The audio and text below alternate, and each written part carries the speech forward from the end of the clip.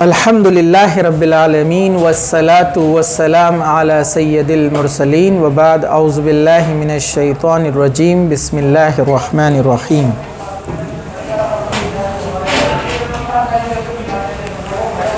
انہ من یشرک باللہ فقد حرم اللہ علیہ الجنہ ومأواہم النار وما للظالمین من انصار وبعد وقال النبی صلی اللہ علیہ وسلم قد افلح من اسلم وبعد ربی شرح لی صدری ویسر لی امری واحلل عقدۃ من لسانی یفقہوا قولی اما بعد۔ ہر قسم کی تعریف اللہ رب العزت کے لیے ہے جو تمام جہانوں کا پالنے والا ہے، اور درود السلام ہو ہمارے پیارے نبی محمد رسول اللہ صلی اللہ علیہ وسلم پر۔ انشاءاللہ تعالی آج جو ہے آپ کے سامنے ہم شرک کے تعلق سے بات کر رہے ہیں۔ پچھلی بار ہم شرک کے تعلق سے دیکھ چکے ہیں کہ شرک کیا ہوتا ہے۔ جیسا پچھلی بار میں نے آپ کو بتایا تھا، جس طریقے سے توحید یعنی وننس اینڈ یونیکنیس آف اللہ، کہ اللہ ایک ہے، اس کے علاوہ کوئی اور نہیں ہے، اس کو ہم نے 3 کیٹیگریز میں ڈیوائیڈ کیا تھا۔ علماء نے کیا ہے ہمارے سمجھنے کے لیے۔ تو علماء نے توحید کو 3 کیٹیگریز میں ڈیوائیڈ کیا ہے۔ توحید العبادہ، پہلے ہم کہیں گے توحید فی الذات، یعنی اللہ کی ذات میں توحید، اس کو ایک ماننا۔ دوسرا تھا توحید فی العبادہ، عبادت میں اس کو ایک ماننا۔ اور توحید فی اسماء و صفات، اللہ کے ناموں میں اور اس کی صفات میں، ایٹریبیوٹس، کوالٹیز میں بھی اس کو ایک ماننا۔ تو ویسے ہی شرک کو بھی 3 کیٹیگریز میں ڈیوائیڈ کیا گیا ہے۔ پہلے اس کو 2 گروپ میں ڈیوائیڈ کیا گیا، جو لاسٹ ٹائم میں نے آپ کو بتایا تھا، شرک اکبر اور شرک اصغر۔ تو شرک اکبر کیا ہوتا ہے؟ اس میں یہ تینوں آتے ہیں۔ شرک فی الذات، اللہ کی ذات میں شرک کرنا، جیسے میں نے لاسٹ ٹائم بتایا نا آپ کو، اللہ کی ذات میں شرک کرنا مطلب کیسے؟ اللہ کے علاوہ کوئی اور ہے ماننا، کوئی اور خدا ہے، اللہ کو بیٹا ہے یا باپ ہے، یا اللہ کسی کا بیٹا ہے، یا اللہ کا کوئی پارٹنر ہے، یہ سب کیا ہوتا ہے؟ شرک ہے۔ شرک لفظ ہم اردو میں بھی استعمال کرتے ہیں، میں نے لاسٹ ٹائم آپ کو بتایا۔ شرک، شرکت اردو میں بولتے ہیں نا، شریک ہونا، جوائن ہونا، جوائن کرنا۔ جیسے لائف پارٹنر کو بولتے ہیں نا شریک حیات، وائف ہسبینڈ کے لیے، برابر ہے کہ نہیں ہے؟ تو یہ بھی شرک وہاں پر سے لفظ آیا ہے۔ تو یہ سب شرک ہوتے ہیں۔ تو یہ اللہ کی ذات میں شرک کرنا ہوتا ہے، اور یہ شرک اکبر ہے۔ دوسرا شرک فی العبادہ، عبادت میں شرک کرنا، یہ بھی شرک اکبر ہے۔ جیسے نماز، روزہ، زکوٰۃ، حج، یہ سب جتنے بھی ہے، اللہ کے علاوہ کسی اور کی نماز نہیں ہوتی ہے، اللہ کے علاوہ آپ کسی دوسرے کا جو ہے حج یعنی طواف وغیرہ نہیں کر سکتے۔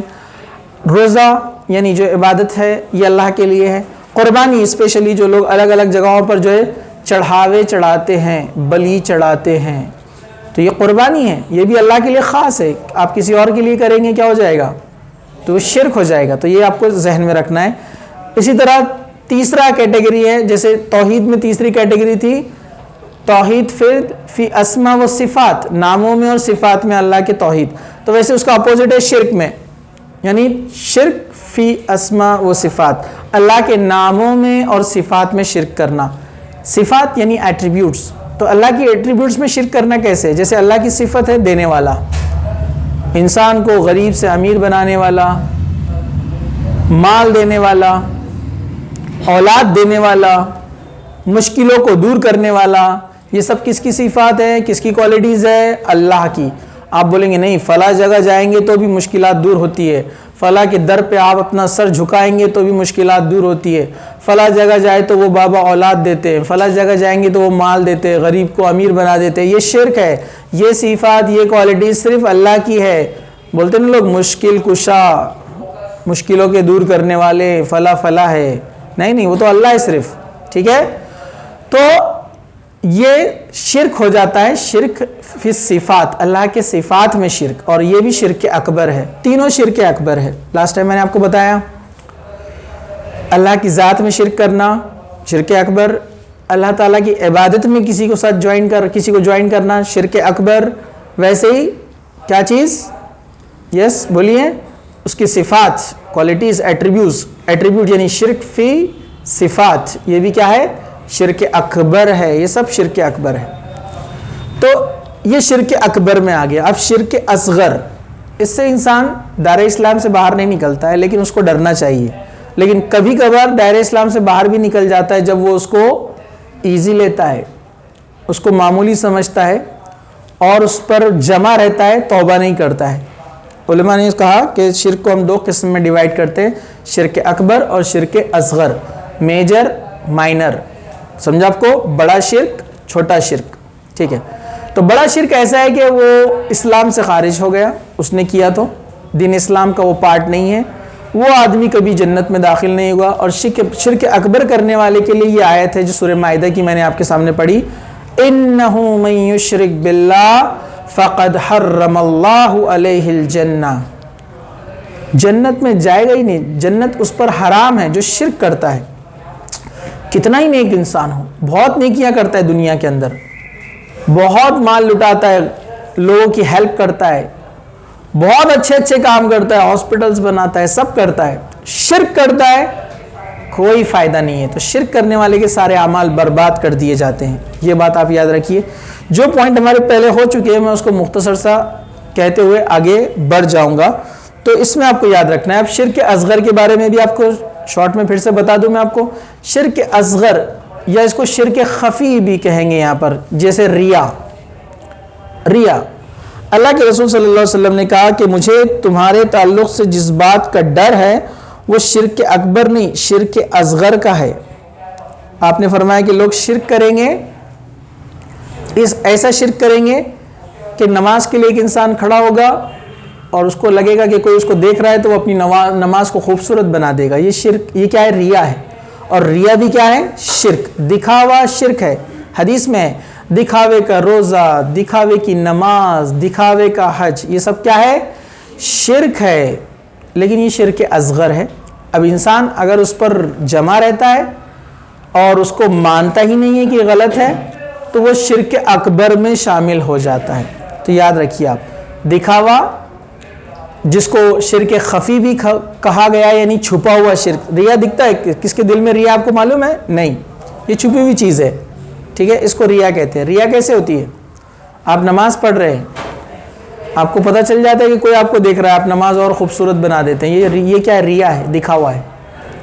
کسی نے بہت اچھی اگزامپل دی، آپ سجدہ کر رہے 5 سیکنڈ کا، آپ کو پتہ چل گیا کوئی آپ کو دیکھ رہا ہے تو میں اور اچھی نماز پڑھوں.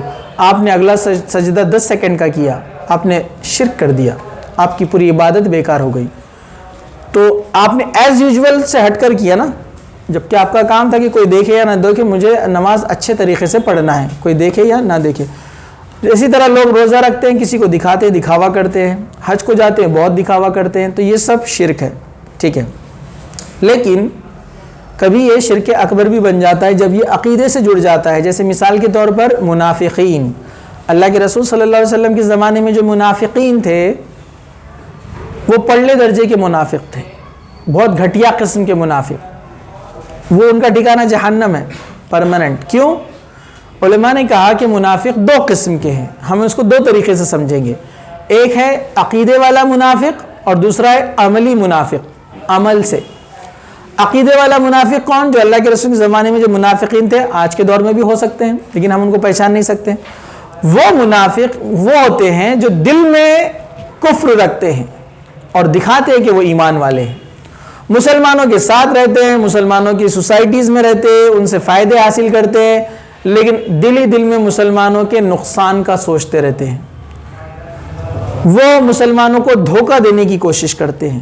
ہاں، ان پر جب کوئی دوسرے غالب آ جاتے ہیں، حاوی ہو جاتے ہیں، ڈومیننٹ ہو جاتے ہیں تو مدد کے لیے پھر مسلمانوں کے پاس بھاگتے ہیں.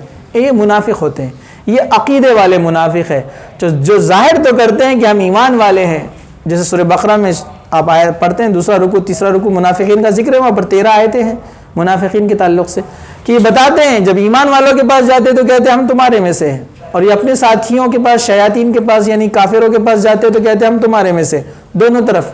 تو یہ منافقین ہیں، یہ عقیدے والے منافق ہیں، اور ان کا ٹھکانہ کہاں ہے؟ کافروں سے بھی خطرناک.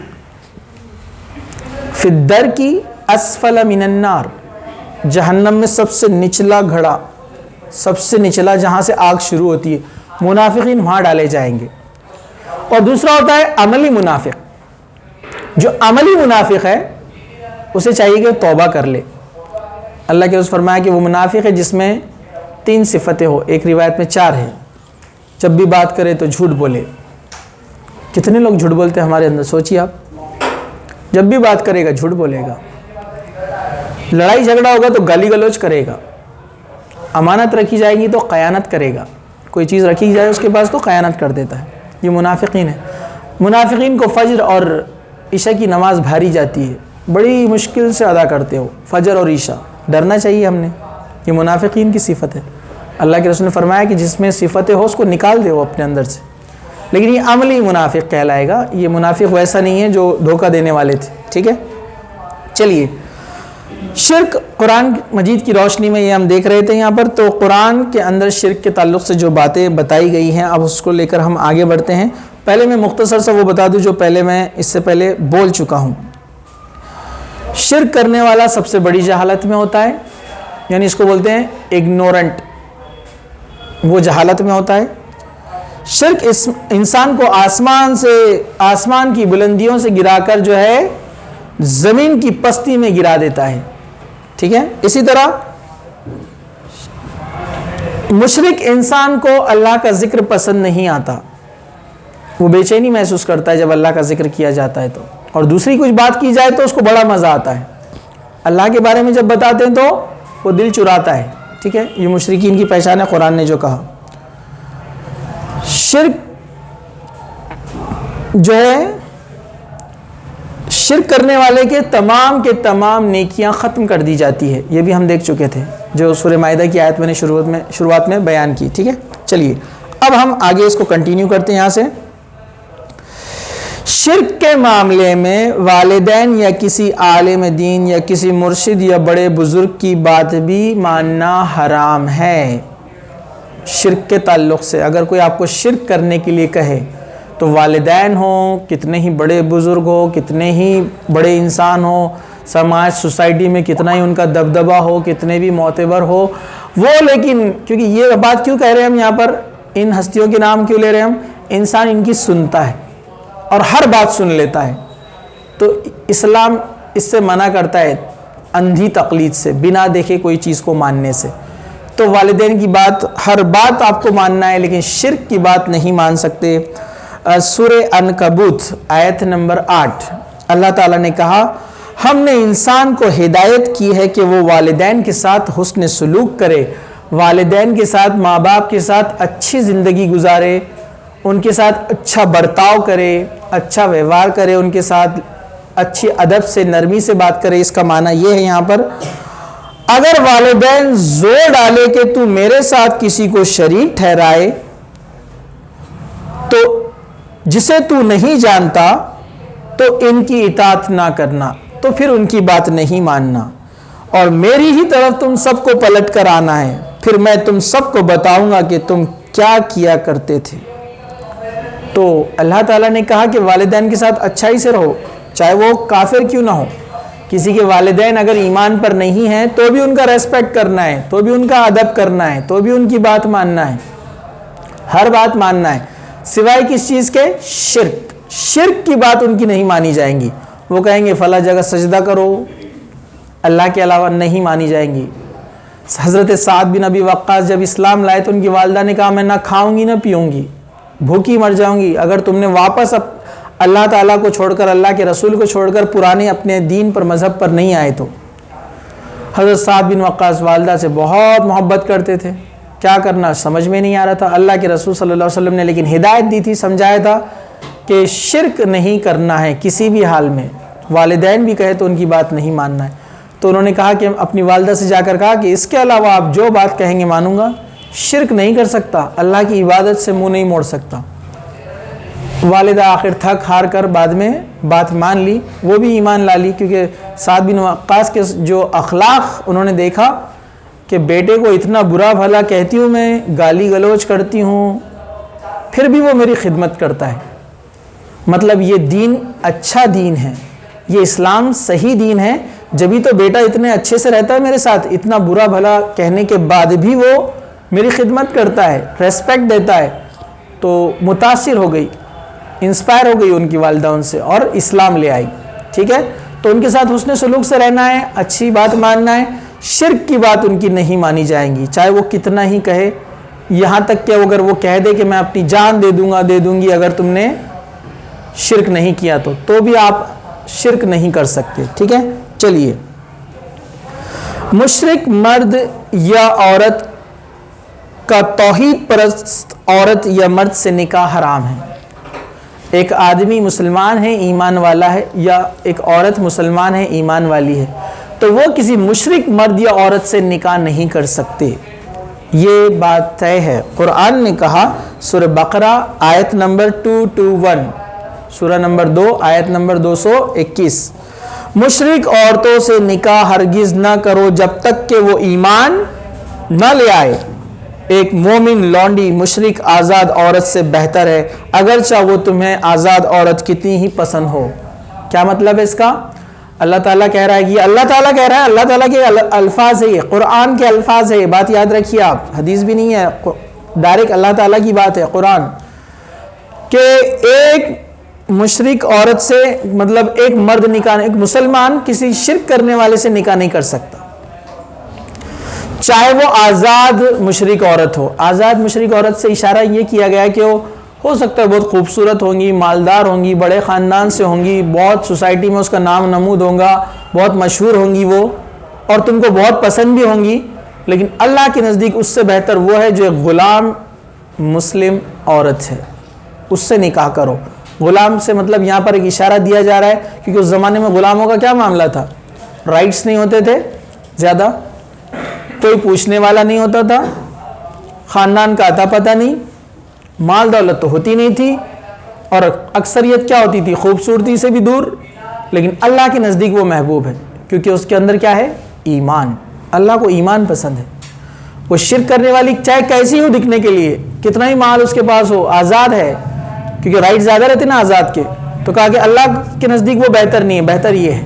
تو ایک مرد کے لیے بالکل جائز نہیں ہے کہ کسی مشرک عورت سے نکاح کرے۔ پھر آگے کہا اور اپنی عورتوں کا نکاح کسی مشرک مرد سے بھی نہ کرنا جب تک وہ ایمان نہ لے آئے۔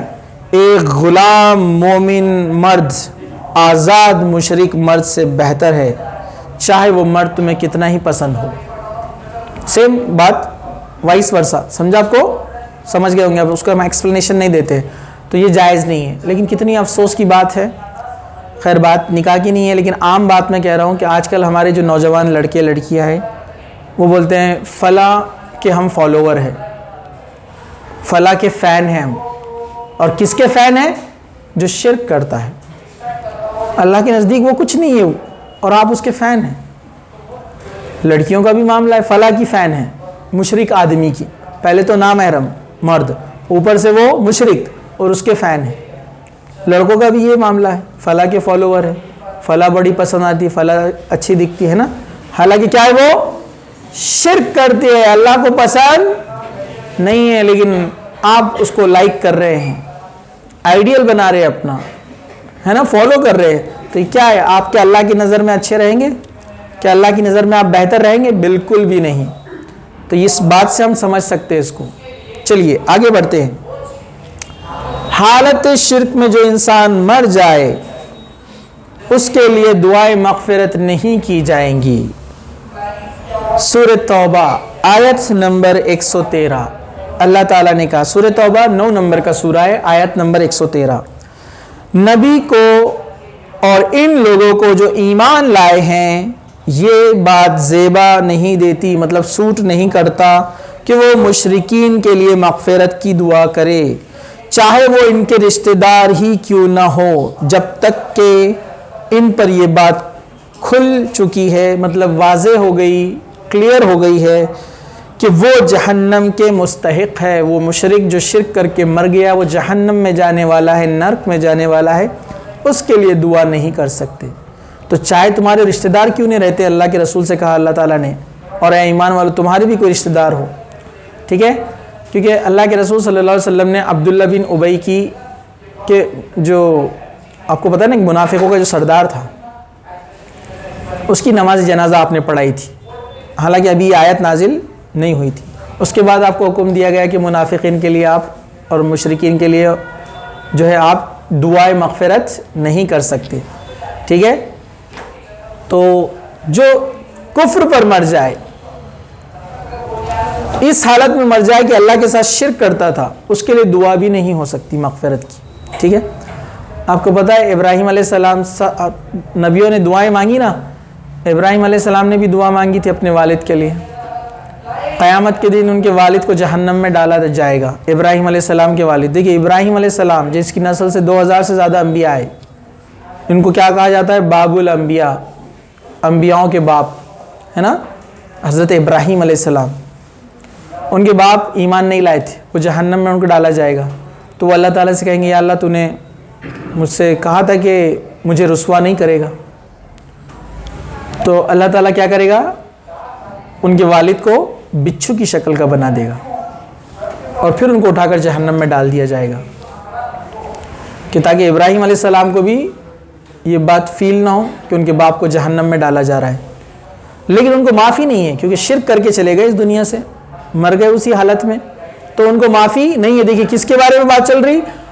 ابراہیم علیہ السلام کے والد، جو کتنے انبیاؤں کے باپ ہیں، جن کی نسل سے کئی نبی آئے اور جن کو اللہ نے کیا کہا؟ اپنا خلیل. خلیل کہتے ہیں خاص سچا دوست جو ہوتا ہے نا، ایک خلیل. تو ابراہیم علیہ السلام کو کیا کہا جاتا ہے؟ خلیل اللہ، اللہ کا دوست. لیکن وہ بات میں شرک کے معاملے میں اللہ معاف کرنے والا نہیں ہے. تو اب سمجھ جائیے کہ شرک کتنا بڑا گناہ ہے، کتنا سنگین جرم ہے، یہ بات آپ سمجھ جائیے. چلیے آگے بڑھتے ہیں. مشرک پر جنت حرام ہے، وہ ہمیشہ ہمیشہ جہنم میں جائے گا. سورہ مائدہ آیت نمبر 72 میں نے پہلے آپ کو بتا دیا. ٹھیک ہے، آگے بڑھتے ہیں. شرک کو سمجھانے کے لیے قرآن نے چند مثالیں لی ہیں. شرک کو سمجھانے کے لیے قرآن نے چند مثالیں لی ہیں. ان مثالوں کو اب ہم یہاں پر دیکھتے ہیں. اس کو تھوڑا سٹاپ کریں.